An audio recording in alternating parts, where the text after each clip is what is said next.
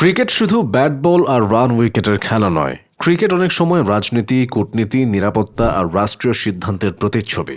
ইতিহাস ঘাটলে দেখা যায় এমন অনেক সময় এসেছে যখন একটি দেশ আরেকটি দেশের সঙ্গে ক্রিকেট খেলতে অনীহা প্রকাশ করেছে, ম্যাচ বাতিল করেছে, এমনকি বিশ্বকাপের মতো মঞ্চে পয়েন্ট ছেড়ে দিয়েছে।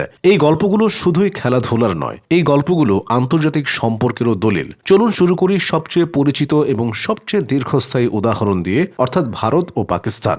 ভারত ও পাকিস্তানের ক্রিকেট সম্পর্ক মূলত দুদেশের রাজনৈতিক সম্পর্কের আয়না। 2012-13 সালের পর থেকে দুদেশ আর কোনো দ্বিপাক্ষিক সিরিজ খেলেনি। ভারত সরকার স্পষ্ট করে দেয়, রাজনৈতিক সম্পর্ক স্বাভাবিক না হলে পাকিস্তানের সঙ্গে দ্বিপাক্ষিক ক্রিকেট খেলা হবে না। পাকিস্তান বারবার সিরিজের প্রস্তাব দিলেও ভারতীয় ক্রিকেট বোর্ড তা ফিরিয়ে দেয়। ফলে দুই দল কেবল বিশ্বকাপ, এশিয়া কাপ বা আইসিসি ইভেন্টেই মুখোমুখি হয়, সেটাও প্রায়শই নিরপেক্ষ ভেন্যুতে। এটি কোনো আইসিসির নিষেধাজ্ঞা নয়, এটি দুদেশের রাষ্ট্রীয় ও বোর্ড পর্যায়ের সিদ্ধান্তের ফল। এরপর আসি বাংলাদেশ ও ভারতের সাম্প্রতিক ঘটনায়। 2026 টি-20 বিশ্বকাপ ভারত ও শ্রীলঙ্কার যৌথ আয়োজনে হওয়ার কথা, কিন্তু বাংলাদেশ ক্রিকেট বোর্ড ভারতের ভেন্যুতে খেলা নিয়ে উদ্বেগ প্রকাশ করে এবং আইসিসিকে আনুষ্ঠানিকভাবে অনুরোধ জানায় যাতে বাংলাদেশের ম্যাচগুলো শ্রীলঙ্কায় সরিয়ে নেওয়া হয়। নিরাপত্তা, রাজনৈতিক টানাপোড়েন এবং সাম্প্রতিক ঘটনা প্রবাহ এই সিদ্ধান্তের পেছনে বড় কারণ হিসেবে উঠে আসে। এখন চলুন যাই ইতিহাসের সবচেয়ে নাটকীয় দুই ঘটনার দিকে। 2003 ক্রিকেট বিশ্বকাপ।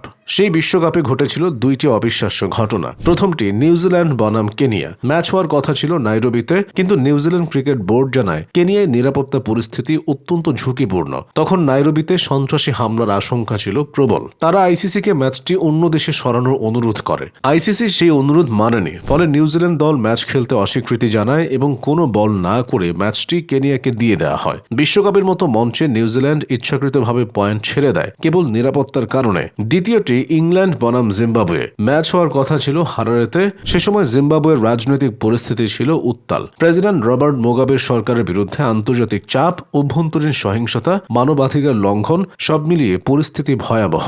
ইংল্যান্ড ক্রিকেট বোর্ড ও ব্রিটিশ সরকার উভয়ই দলকে হারারেতে পাঠাতে অনিচ্ছা প্রকাশ করে। আইসিসি ভেন্যু বদলাতে রাজি হয়নি। ফলে ইংল্যান্ড দলও ম্যাচ খেলতে অস্বীকৃতি জানায় এবং বিশ্বকাপে বিনা খেলায় পয়েন্ট হারায়। এই দুটি ঘটনা ক্রিকেট ইতিহাসে চিরস্থায়ী হয়ে আছে, কারণ কোনো দল বিশ্বকাপে নিজের ইচ্ছায় পয়েন্ট ছাড়ে না যদি না পরিস্থিতি অত্যন্ত গুরুতর হয়। এরপর আছে অস্ট্রেলিয়া ও শ্রীলঙ্কার সম্পর্কের একটি অধ্যায়। 2009 সালে শ্রীলঙ্কায় ভয়াবহ সন্ত্রাসী হামলার পর বহু বছর অস্ট্রেলিয়া শ্রীলঙ্কা সফরে যেতে রাজি হয়নি। পাকিস্তানও একই সমস্যায় পড়েছিল। 2009 সালে লাহোরে শ্রীলঙ্কা দলের উপর সন্ত্রাসী হামলার পর বহু বছর পাকিস্তানে কোনো আন্তর্জাতিক দল সফর করেনি। অস্ট্রেলিয়া, ইংল্যান্ড, ভারত সবাই নিরাপত্তাজনিত কারণে পাকিস্তান সফর বাতিল করে। আরও আছে দক্ষিণ আফ্রিকা ও জিম্বাবুয়ে। মুগাবের শাসনামলে দক্ষিণ আফ্রিকা বহুবার জিম্বাবুয়ের সঙ্গে সফর ও ম্যাচ নিয়ে দ্বিধায় ছিল। অনেক সিরিজ শেষ পর্যন্ত নিরপেক্ষ ভেন্যুতে আয়োজন করা হয়। এই ঘটনাগুলো প্রমাণ করে ক্রিকেট মাঠে যতই 6-4 হোক, মাঠের বাইরে সিদ্ধান্ত নেয় রাজনীতি, নিরাপত্তা আর রাষ্ট্রীয় কূটনীতি।